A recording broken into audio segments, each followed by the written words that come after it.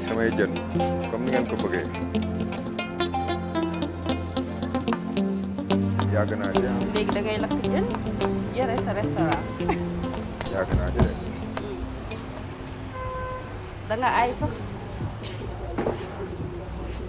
yàgg naa ci jën yi nuñ ko mariné ni. jën bi mariné nañ ko ak poivre limon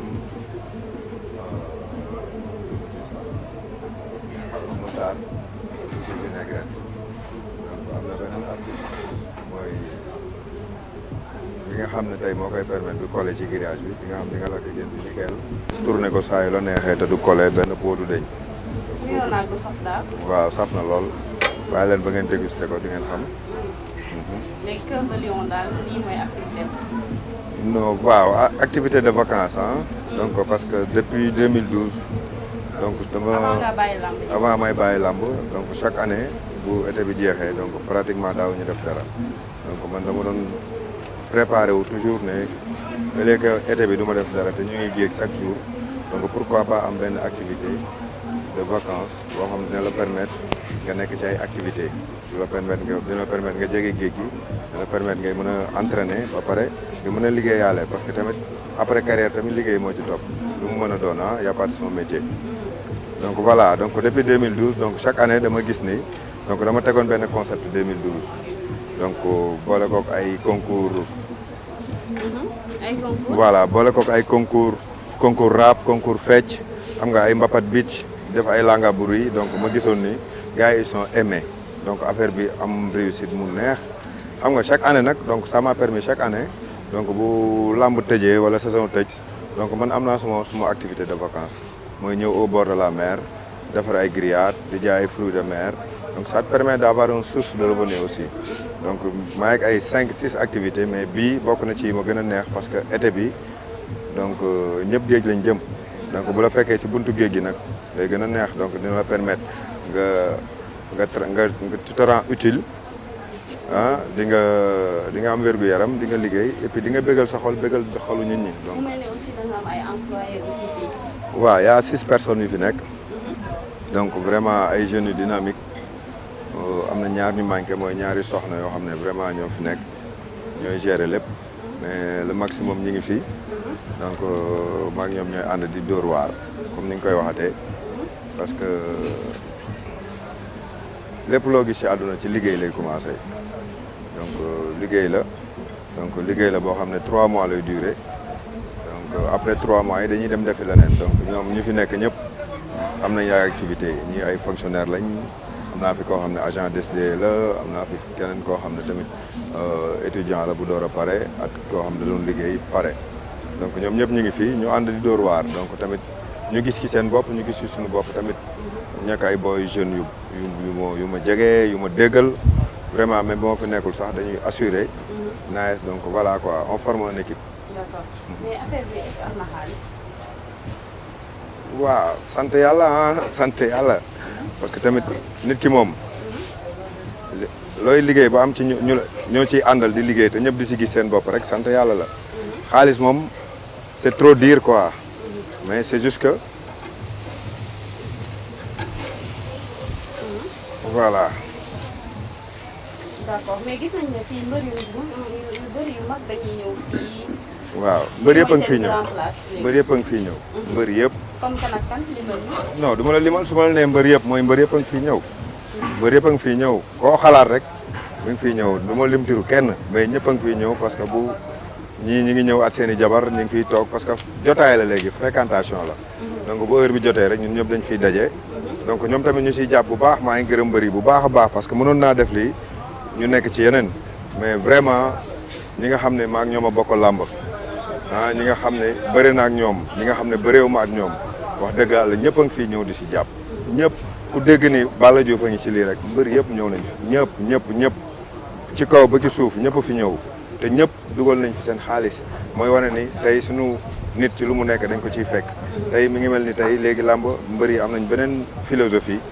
xam nga xam ne ñun suñu biir ñoo mën a puusante pour ñëpp dem vraiment maa ngi ciy gërëm ñëpp nag déggoo ma ñëpp a ngi fi déggoo ma de déggoo ma ñëpp laa la wax de ñëpp wax bu déggoo ma de amul xaaj ak seen ñëpp jaar nañ fi su ma la nee ñëpp jaar nañ fi ñëpp jaar nañ fi ëpp fréquentation ci mbër yi. waaw Baboy xam nga dafa bëgg a géej moom tout le temps mi ngi fii ñoom Rock Mbalax Khadim Gadiaga donc ñoom Laye Bey Laasana tous les jours ñu ngi fi. ñeneen ñi dañuy ñëw mais pas toujours quoi. pas toujours. waaw mais chaque semaine moom daanaka voilà le maximum dinaa leen fi gis. mais affaire yi niroo naa du saf rek niroo naa du maîtriser li ngay def aussi. waaw mais xam nga loo def pratiquement pendant 5 années consécutives chaque année chaque été da ngay ñëw géej donc def lii quoi. fii da ngeen koy loué. non du location. c'est juste que borom place bi comme man mu dëkk yi dama bokk Yoff d'une part. donc lu ma fi bëgg rek dafa am ay nit yoo xam ne damay ñëw waxtaan ak ñoom ne leen lii laa bëgg voilà bu hiver bi nag nga xam ne kenn du nekk géej donc da nga koy dox avant. donc chaque année donc man damay bëgg du chaque place laay nekk chaque année. damay bouger un peu partout donc parce que loolu mooy sama feeling man chaque année am naa envie innover lu bees bale passe dama def lu nganda bi passe dama ñëw juste yem ci commercial bi ñu ngi waajal nag def ay soirée sound system donc tous les samedis. ba été bi jeex. donc loolu tamit beneen affaire la. d'accord soirée sound system mooy yu yàq yooyu xale yu jigéen ñi xale yu góor yi def. non ci géej. non loolu mooy fecc yu yàq yi. non. loolu la kañ. déglu ma rek. loolu la. xam nga été dafa am lu muy àndal ñu ngi ci booru géej gi du dëgg nit ñi dañuy ñëw géej pour féexal seen xol ñëw pour vacances ñëw pour lekk lu saf aussi du dëgg mais comme nit ñi demande bi dafa bëri dañ bëgg sound system boo xam ne du commencé ay minuit 19h lay commencé jeex 1h du matin donc foofu lu yàqu mënu fi am parce que fii tamit boo xoolee Yoff la te dafa jege place boo xam ne dafa sell te fii dafa am ay directives yoo xam ne dafa am yu ñu fi bëggaat yu ñu fi bëggul donc am na yoo xam ne mënu fi am waaw mun nañ ko defar nag mu tudd tur boobu mais mu doon ci beneen fànn bu gën a nice que yu yàqu yooyu di fi am. d'accord. comme ni nga ko waxee. comme ni ma ko waxee. mais yow première fois bi nga koy doog a door defe naa sa jabaru tubaab bi yéen a ko kii woon woon. non mosuma ci ànd ak moom. mosoo ci ànd ak sa jabaru tubaab mosuma ci ànd ak moom da doon ñëw di ma ci fekk mais c'est juste que benn affaire la boo xam ne c'est un truc personnel man maa am juste envie boobu donc voilà quoi jóge un peu ci confort xam nga tamit dund ci confort pendant 9 mois baax na la léegi pour sa wér-gu-yaram nga nekk ci ay activités yu mel nii en plus chaleur humaine bi tu vois xam nga mbër dafa tàmm tëju tellement que da ngay dem ba benn moment après dootoo mën a am accès ci nit ñi man nag je préfère jege nit ñi xam nga nekk dundal sama xol dundal sama xel donc dund ko ni ko nit ñi di dundee ni ko doomu aadama yi dundee bu jeexee nag maa ngi sama yeneen activités yoo xam ne tey mun naa wax ne comme bàyyi naa bëre man sama life dama naan du ma toog di dem di seeti ay dem bureau kenn wala di ay sama grand diw gawuma yooyu man damay job damay dóor waar comme ni ma ko doon defee ci làmb ji du dëgg tey Sénégal ñun on a tendance que tey boo xoolee Guinée yi dañu envahir te duñ ñëw Sénégal mu ba sonn lu tax ñun tey suñu population di sonn parce que nanguwuñu liggéey parce que Guinée yi dañ fiy ñëw en masse teg table te booy sax dañ koy def te en Europe sénégalais yi bu ñu demee en Europe wala souvent en africain yi dañ ay plongeur dañ koy def plongeur mooy lan raxas bool du dëgg te boo xoolee lii nii may def dafa riche c'est pas quelque chose man lii pour man fierté la affaire bu noble la parce que tey boo demee tey les grands cordons bleus les cuisiniers ils sont respectés en Europe mais tey suñu population bu ñu nangu woon liggéey nangu di raxas ay bool nangu di def yenn yi au moins dinañ ci am jaamu yàlla dinañ ci am wér-gu-yaram te dinañ ci am lu ñu turloo moo gën ñu toog di xaar état wala président du dëgg tey du ma bëre bàyyi bëre rek ne non bëre laa xam damay toog croiser de balaa lu damay jéem lu nekk parce que ay responsabilité carrière day jeex mais ay responsabilité du jeex du dëgg tey am nga sa doom am nga sa yaay am nga say propre besoin mënoo ko teg si woy mbër laa woon di jël sa tour fu nekk nga fay dem ñu lay may ay weccit donc yooyu pour man c'est dépassé donc time is morning mooy travailler liggéey comme ni nga ko waxee liggéey tey am sa soxla lamb sa poche fajal ko sa bopp jar naa liggéey ba dee donc c'est ça qui m'a motivé que chaque année ma ñëw au bord de la mer ubbi samay activité donc voilà quoi. d'accord mais seen association Lutteur en activité yéen a ngi seen activité ba. ñu ngi en pleine activité waaw fan yu néew rek di ngeen ñu dégg incha allah. ah mais gis naa président CNG bi ne am na ay nit ci yéen ñi ko doon woo di ko menacé di ko saaga di ko menacé de mort te yow bandi lañ la xamee woon loolu yooyu da nga ko bëggoon temps nga nekkee écurie Fass est-ce que bokk nga si ñuy woo Alioune Sarr. est-ce que yow mos nga gis ci làmb man ma def benn acte bu barbare wala bu bandi ci ni nga ma xamee depuis ay années loolu da nga koy dégg rek. mosoo ko gis donc loolu non du affaire bandi. waxtaan nañ ci waxtaanaat nee na la maa doon Baye Fall bi Baye Fall mooy koo xam ne dafay nangu dafa jël cëru bañ lépp li nga xam ne tey mooy doxal ci kër gi nga nekk nga teg ci sa ngor ak sa fulla tey Pikine bii nga nekk tey yow lépp lu koy suuxal doo ci dox doo ci wax donc noonu la demee rek position boobu laa am fépp ci lu ma mën a nekk donc du affaire bandi du affaire lenn mais en tant que responsable man su ma déggee sunu président Alioune Sarr di waxee wax ju mel noonu man damay rus xam nga lu tax may rus parce que c'est un grand monsieur tey bu demee bay dàgg sante wala di defanteeg ñun donc parce que tey boo demee toog mu naan ay ku ko jox roi des arènes ay reconnaître roi des arènes mais c'est grave en tant que président CNG. mais li mu wax nag neex naa dégg de. comme lan. roi des arènes d'habitude CNG moo ko daan organisé. mais CNG depuis ban at organisé wu ko. depuis ban at nanguwul reconnaître c'est naa la wax dara déglu ma de. champion du monde ku ko dóor yow yaay champion du monde. coupe du monde bi lan la mais est-ce que ça veut dire que yow yaa mën ñëpp aussi. mais non mais yooyu soxlawul ay théorie xam nga lan la sénégalais yi dafa am lu ñu tàmm làmb monde làmb dafa am lu ñu tàmm du ay théorie la ñuy wax ñun li fi nekk ne këtt ne jonn loolu la ñuy wax du ay ku fi daan nii moo mun loolu du wax ji loolu du ordre du jour wax ji xam nga lan la ah CNG lan la fi def lu concret loo xam ne tey ñëpp mun nañ ci teg seen loxo wax ma ko defar nañ làmb mais dañoo yàq làmb xam nga defar bu yàggee nguur boo ci yàggee da ngay foog ni buur nga affaire yi du affaire nguur affaire yi xam nga lan la làmb mooy dox te dafa am nu làmb tollool dafa tolloog jamono ñi jamono romb nag ñi nga xam ne làmb da leen romb du dëgg ñooñu waxuñu loolu làmb dañ soxla ay sang nouveau dañ soxla ay nit yu dynamique CNG dafa war a dem di moo war a doxee sponsor CNG dafa war di tëgg ay làmb CNG warul yem rek ci ay tournoi CEDEAO ay championnat d'Afrique warul yem ci loolu du dëgg nañ waxante dëgg ñun ay mbër lañu ay sportif lañu du dëgg làmb suñu cosaan la ñun ñoo ko moom du dëgg làmb nag dafa am loo xam ne tollootuñu foofu. kon daa dàgg sant ak yéen. non du mais déggoo ma tey CNG. mais yéen a ko woo di ko menacer de mort di ko saaga. loolu amul benn mbër bu def loolu parce que Alioune Sarr il est respecté mbër yëpp ko respecté ñëpp ko respecté man gisuma benn mbër bu xalaat woo président Alioune Sarr ne da nga koy menacer de mort amul wala bu amee na wax kan la moom xam na mbër yëpp bu amee na wax diw moo ma menacer de mort amul benn mbër bu yab Alioune Sarr ba koy non kenn yabu ko kon bu mu yablu boppam nañ waxante dëgg. te yow da nga gis ne li mu wax noonu amul. sawaay nañ waxante dëgg xam nga wax ji lan la làmb dafa metti mbër yëpp a ngi bàyyi làmb di tukki di immigré ji di bàyyi sport national bi nga xam ne mooy seen passion parce que gisatuñ ci seen bopp dagg yi metti na ñànk de respect bi ñu ñànk de respect ci mbër metti na mbër yi gisatuñu seen bopp ci làmb te léegi kenn dootul wax da ngay wax ñu aj la da ngay am lu la naqari boo waxee ñu aj la da ngay ñëw ci làmb sax mbër en tant que mbër mooy kii def spectacle mbër moo waral événement mais xoolal situation mbër yi ci biir làmb ji mbër yi dañ mérité benn considération plus de considération tey ñi nga xam ne tey exemple laay jox ñu ci bari ñi nga xam ne tey ku mel ni Bakaay Mbaye ku mel ni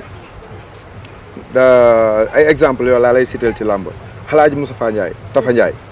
ku mel ni Samba Mangane ku mel ni Bakaay Mbaye mii ñooñu ay passionné nañ de làmb lañ ñooñu xam nañ mbër xam nañ làmb xam nañ suñu sport national mais ñu ci bëri ñuy yor micro tey lu ñu mel làmb moo leen tax ñu mel lu ñu am làmb moo tax ñu mel te respecté wuñu mbër lu nekk xas mbër yab mbër. ku ci mel ne kat yow am nga.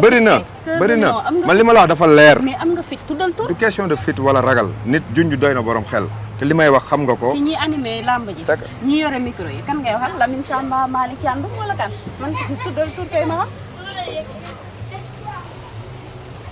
man ma fit laa la xamee woon mosuma laa xam reculé. c'est que le problème anaka débat d'idée lañ nekk mais yaa ngi koy bëgg a yàq non yàquma ko dañuy xam nga lu tax waxtaan. parce que tu me pousses à dire des choses yoo xam ne aw ma envie wax ko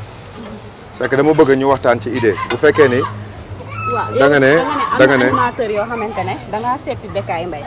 nga ne Bécaye Mbaye passionné la mais am na ay animateur lamb yoo xamante ne. dañ see nekk pour defar seen poche mais faale wuñu mbër. mais bëri na ci. bëri na ci bëri na ci. bëri na ci trop trop trop trop bëri na ci. bëri na ci de ñoo xam ne démb bañ xamante woon nañ ba tey du dëgg dundaluñu làmb dañuy dundee làmb ba pare respecté wuñu mbër du dëgg tey xam nga lu tax ma wax ko ba histoire làmb ba dama doone làmb ba léegi mbër bu bëre sa carrière ba mu jeex ba nga bàyyi bëre boo bàyyee rek fàtte nañ la boo feebaree ñu ketal la situation yooyu mbër doon dund ñun suñu génération loolu lañ bëgg mu dañ dañ bëgg mbër bu bëree ba bàyyi bëre wala ci biir carrière am vraiment mu sentir ni lii muy def nii passion am la mais yëg na ci boppam quoi donc c'est juste ça mais mbër léegi utukaay xaalis nga wala tur ku mënul am ci yow xaalis amul ci yow tur da lay sànni yooyu lañ wax mu dafa war a jeex dafa war a jeex te bu ñu waxee ci CNG nañu waxante dëgg bu ñuy wax développement làmb CNG moo war a développer làmb dans tous les sens. waaw mais benn affaire. non bàyyi ma bu ma dagg. bàyyi ma ma développé da nga may poser ay questions donc da nga may bàyyi ma àggali. waaw ok donc bu ñu nee CNG moo war a développer làmb dans tous les sens tey problème roi des arènes mi ngi am depuis ay at ñu ngi wax problème roi des arènes mais pourquoi CNG mënul génn leeral problème roi des arènes boobu sénégalais yi à chaque fois bu benn roi ñëwee CNG taxaw fee ne reconnaître ñu ko mais kon kan la ñu reconnaître Manga 2. Manga 2 ban at la bàyyi làmb léegi ñoom Manga 2 ba mu bàyyee làmb rek roi des arènes amatul Manga il est plus roi c'est un ancien lutteur il est plus roi le roi actuellement c'est Eumeu Sène nañ ko reconnaître loolu moo jaadu. d'accord bañu ma li nga wax mais tamit wax na lu intéressant Alioune Sarr parce que déglu naa ko nee na xeex bi lutteur en activité lañ wax te ñi koy jiite ñëpp c'est des lutteurs retraités yow bàyyi nga. Boy Kayre bàyyi na. c'est ça qui est grave c'est ça qui est grave c'est ça qui est grave déglu ma xaadi bu ñu werante nañu waxtaan ci xel journaliste nga bul werante nañu waxtaan ci xel ci problème mu làmb la ñuy wax ci problème bu intéressant problème bu grave actuellement bu ñu toll il faut pas que ñuy polémiquer di nax sénégalais yi wala ñuy leurrer sénégalais yi yaa may dégg tey ay lutteurs en activité wala lutteur mbër du dee mbër ba boo juddoo doon mbër takka ngemb def sa carrière ba ngay dee mbër nga amul mbër bu nekk en activité ak mbër bu nekkul en activité situation mbër d'une manière générale loolu la ñuy wax mais ñu bàyyi ay diw bëri na bëreetul amul licence reconnaître nañ ko mbër la bëri na ci li dal làmb li mbër di dund na ko il faut pas que ñuy jël nit ñi di leen bedd di leen génnee ci làmb ñoom ñu uuf làmb ji loolu mënul nekk. ñi war a nekk ci lutteur en activité mooy ñi nekk ci kaw. déggoo ma de déggoo ma de déggoo ma de ñoom ñoo war a gàddu combat bi mais yéen ñu arrêté yéen a gàddu combat bi te ñees kenn sentir. déggoo ma de ñun dañoo am bureau dañoo am association am bureau yaa may dégg bureau bi ñun depuis ay at ñu ngi ci bureau bi CNG reconnaître sax association des lutteurs en activité déglu ma rek moom tey buy dem ba naan tey buy naan mbër yi retraité nañu wala mbër yi nekkatuñu en activité moom ci boppam or que association des lutteurs en activité moom ci boppam reconnaître ko donc amul sens ñu nekk fi di détail yooyu du li ma lay wax loolu du débat bi loolu c'est une question de communiquer pour leurrer sénégalais yi du dëgg mbër yi sonn nañu damm nañu dee nañu dañoo sonn nag damm dee amul ku bàyyi bëre mbër bu bàyyi bëre ak mbër buy bëre yëpp mbër lañ parce que mbër bu bàyyi bëre mooy dem entraîner ji écurie ba mbër yiy bëre moo leen di former li nekk ci ñoom ñoo koy def bu làmb jotee ñooy àndaat ñëw làmb nañ bàyyi affaire yi xàjj ak seen ay ñii bëreetuñ ñii ñi ngi bëre mënatuñ ñu diviser tout ça c'est une manière de diviser pour mieux régner tout ça c'est fini làmb dafa war a développer làmb dafa war a am beneen taar. mais nag seen association bi ay intérêt moo si am parce que nee nañ ma Khadim Gadiaga lan la bëgg. li ngay def ni yaa ngi def diffamation. non yow non dañ la wax diffamation ngay def parce que dañ la waxoo dañ ma wax xam nga lan nga wax. seen association bi ay intérêt moo ci lalu. loolu yow yaa ko wax. du luñ la wax. damay laajte. non diffamation ngay def parce que fu mu ne nii li ngay wax nii c'est très dangereux amul benn intérêt bu ci lalu xanaa yéen tey ba ñu commencé case li nga xam ne mooy cause bu noble mooy li nga xam ne li mbër di daj li ñuy dagg mbër yi li ñuy teg mbër yi lañ ko commencé case yéen ngeen commencé gis ay intérêt ci biir association bi. association bi yéen mosu leen intéressé tey ba ñu nekkee di xeex dëgg di xeex li nga xam ne tey moom la ñuy xeex nañ bàyyi di lëre dëgg Sénégal dañ tàmm jël dëgg muur ko. ak arène nationale ñu jox leen. loolu yow yaa ko wax loolu yow yaa ko wax. dama ko dégg déggoo ma de loolu yow yaa ko wax ñun suñu boppam soxlawuñu CNG soxlawuñu arène nationale xam nga lan lañ bëgg mbër gis boppam ci làmb CNG am sang nouveau ñu changé ko ay nit yu am idée ay nit yoo xam dañuy ñëw pour développer làmb pas ay nit yoo xam dañuy ñëw pour di ut ci xaalis déglu ma nañ bàyyi débat bi bokk boo fekkee ne dag may laaj ma lay tontu ba pare nga may dagg man boo may posé question du ma la dagg dañu waxante dëgg vas-y du yomb de xarit waxal bëgguma mu yomb voilà man dag may bàyyi ma àggale waaw àggale dag may bàyyi ma àggale dag ma laaj ci CNG may expliquer comprends nga fourneau beeg naaj bu tàng beeg pression bi ma teg comprends nga mais dara dama lay expliquer que ne ñun xeex bu noble la ñuy xeex bu noble léegi ngeen déglu ay nit buy théorie pour diviser pour mieux régner da ngeen war a ñëw dugg ci combat bi au fin fond xam ñun lan la ñuy xeex xam suñu combat ñun lan la parce que yéen ay nitu làmb ngeen ñun amuñu benn intérêt di xeex qui que ce soit li ñuy teg la ñu mënatul dafa metti loolu la ñuy kaas il faut pas que yéen tamit ngeen di jàppale nit ñi ñuy lëre nit ñi di lëre sénégalais yi yow xam nga li mbër di dund ci làmb nitu làmb nga yàgg nga daj coono ci làmb yàgg nga gis mbër bu bëre ba bàyyi bëre ni muy mujjee yàgg nga gis mbër feebar ñu koy ketal ñun yooyu la ñuy xeex. mais am na ñu ci tekki tey man loolu ma jaaxal. kan moo ci tekkee boo jëlee benn Yékini. tekki na. waaw lan ma nga tuddee tekki. Yékini am na ay këram. am matériel. am na ay kër. am na ay oto. waaw tey bu feebaree mën na faj boppam. mais c'est très normal. c'est très normal parce que àdduna déglu ma bul lim. mbër la. waaw ñëpp yemuñu wërsëg non déglu ma rek. tey ku bëre 150 millions 200 millions nekk roi des arènes pendant 10 ans boo amul ay kër ñu laaj ko. am na mbër yoo xam ne mosuñu bëree 500000 ñun mbër yi ñuy xeex c'est lu ñuy wax c'est d'une manière générale. mais yow amoon nga ay millions yow bëri nga ay millions mais Balla Diouf dégguñu am nga kër. dégguñu am nga dara ñu bëri mbër yu bëri dañ leen daan fay ñu yàq xaalis ñii di ko doxaane ñii di ko noosee ñii di ko dosé ñii di ko defee li mais léegi lan mooy débat bi loolu mooy débat bi. ay diw am na diw am na diw amul. non déglu ma rek. je veux dire non est-ce que débat bi débat bi mooy mën na loolu si mbër. mën na leen def yéen noble. déedéet du CNG noblesse du CNG moo koy joxe parce que ñu amul noblesse mënuñu joxe noblesse mënul nekk ñun noblesse ñun dañoo judd doon noble ça part gis que da ñu fekk nii ñuy lakk jën wala nga fekk ñu suñu benn cadre bu ñun dañu fier doon sénégalais du dëgg dañu fier mënoon nañ def comme ni ñëpp def dem immigré ji mais dañuy toog suñu dëkk parce que dañu bëgg suñu dëkk bëgg suñu sport national moo tax ñu toog fii ñàkk ñu dara de xadi ku bëre nag ay 150 millions doo ko dëkkalee ku dul koo xam ne bëriwul sax 50 millions ay millions yi ngay wax millions yi ngay wax mais millions dañ koy téye nii rek denc ko doo ci dund doo ci def li nga ci war a def amoo famille dañ waxante dëgg. ngay investir aussi. investir naa boo ñëwee boo ma toppee man nga jël sa caméra nga topp ma ñu ànd ma wan la man li ma def yëpp ci sama xalal man caaxaanuma de. mais am na say morom yu caaxaan loolu da nga koy reconnaître. mais loolu déggoo nit ku nekk man sama bopp laa lay wax du ma la waxal nit la mu def ci xaalisam wala la mu am loolu concerné wu ma xadi man li ma concerné mooy xeex bii nga xam ne tey ñu ngi koy xeex pour mbër am jàmm man loolu mooy li ma gën a ñor. bi lan ngeen si amagum ban victoire ngeen si am. mais utuñu si victoire. parce que maa ngi dégg ngeen di bàkkoo grâce bi ñu gracier kii Lac de Guiers mais boobu Lac de Guiers moo demandé grâce moo bind lettre CNG baalu leen ak ñu baal. déjà juum nga. mu wax ma ko. déjà juum nga xam nga lu tax nga juum. waaw xam nga lu tax nga juum déjà Lac de Guiers bindul CNG. bind nañ demande de grâce même bu ko bindul écurie bind na ko staffam.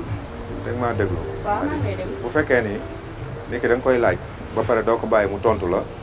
vas-y. tamit du neex te tamit ñi ñuy déglu duñu mën a comprendre li ñuy wax. vas-y. du dëgg yow yàlla def na ni saa yoo ñëwee bëgg interview doo ma gis du ma wax ak kenn saa yoo ñëwee bëgg interview ma defal la ko.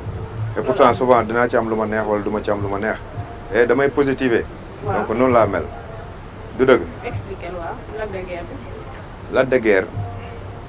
deful lu jar ñu suspendre à la base dañu waxante dëgg Lac de Guiers deful dara bëri na ñu teg ko loo xam ne antanu ko mu dem ba këram kaas ñu suspendre ko ci ban règlement lañ prévoir loolu ak ci yenn condition lañ ko suspendre ñu jóg taxaw ne loolu mënul am parce que nit ki boo koy suspendre da nga koy suspendre ci làmb wala ci règlement mais nit ku dem te këram exprimer lu ko metti nga xëy suba teel suspendre ko mooy comme léegi kenn dootul wax léegi yow li la metti sax dañ lay dagg sa xaalis amoo droit exprimer wane ni liñ la dagg neexu la ci yenn condition dañ la daggee dañ lay suspendre mooy léegi bu kenn wax ci yooyu lañ demee toog ak ministre bi wax ko bind ministre bi la ñu bind ñu CNG waxuñoo ak CNG ministre bi ci boppam lañ bind ma jox la information boobu boo ko xamul parce que yaa ngi dox ci ay erreurs yu bëri te xamoo ko parce que li ma lay wax dañu embobiner seen tête ba nga xam ne yéen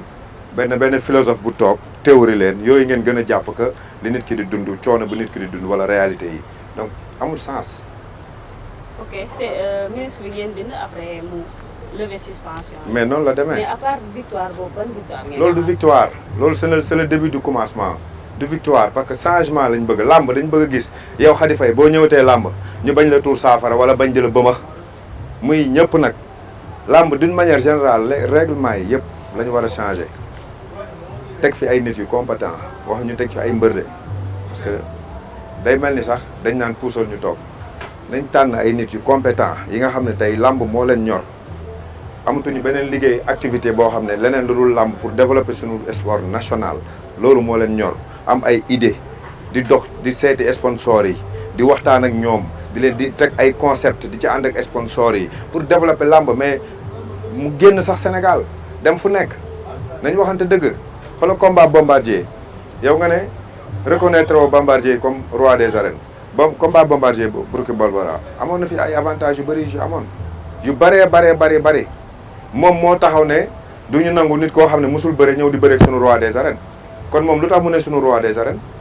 te reconnaître roi des arènes bi donc mi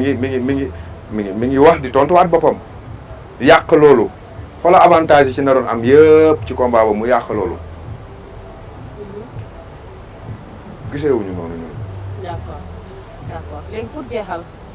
interview bi Modou Lo Balla Gaye yow en tant que membre association lutteurs en activité combat bi commencé bu coow li nekk xeex bi xulloo yi keroog gis nañ li fi xew yëpp violence bi yow loo leen di conseillé ak noo ko gisee. xam nga li ma lay wax rek ci yor côté micro yi ñu ci bëri yàkkamte nañ dara am rek ñu pëlli wax làmb amul benn violence organisation la manqué làmb organisation la manqué amul violence fii li fi nekk ci violence ci Sénégal te làmb amu ko moo bëri te kenn du ko wax football bi moo ëpp violence arène politique bi violence bi ciy am te visible chaque année bu ay élection jotee ay mort d'homme ngay dégg ay nit yu ñu blessé ay nit yu ñuy masse courant nga fiy gis loolu du violence nawetaan xoolal nawetaan bu tasee nit ñi ni ñuy rayante entre quartier quartier loolu du violence mais làmb bu dara amee rek nga gis ñu émission rajo yeeg télé yeeg ñëpp naan violence mais li fa am keroog manque d'organisation la bu promoteur bi tëgg combat bi bu jëloon ay matuwaayam yu mat comme ni ñu koy defee ci làmb organiser mbëri bu luñ bëgg mu rafet am sécurité dina ko am mais luñ bëgg a xajamal dinañ ko xajamal làmb moo mel noonu ñii dañuy defar ñii di yàq. mais ñaari mbëri loolu leen di digal ak seen supporter. ñaari mbëri ku leen xam ni ay nit yu responsable nañ waxante dëgg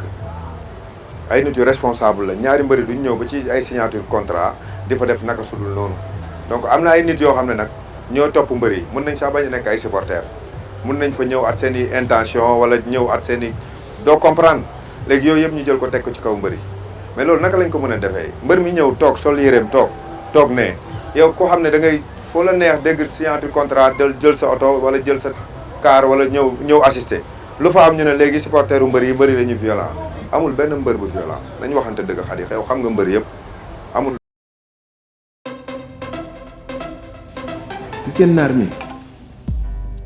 sama rakk la sama jigéen la sama xarit la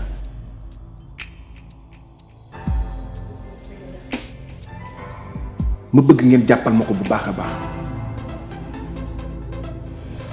Dior yow dama laa gis rek sopp la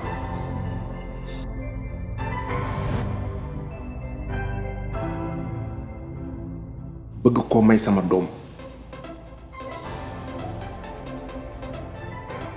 ku bëgg doom nag bëgg yaay ja koo bëgg na la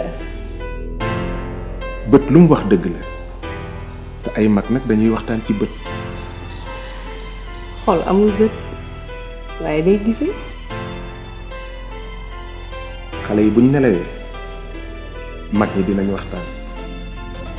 xale yi bu ñu tëddee mag yi daan juboo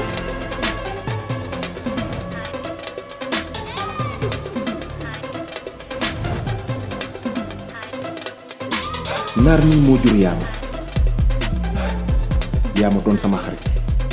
doon doom ci man ndax yaama mii dama bëgg le 24 juillet bu ñu ko mayee mu doon aawo yow Dior le 24 juillet dama bëgg ñu mayee timis ñaan si la nga doon ñaareel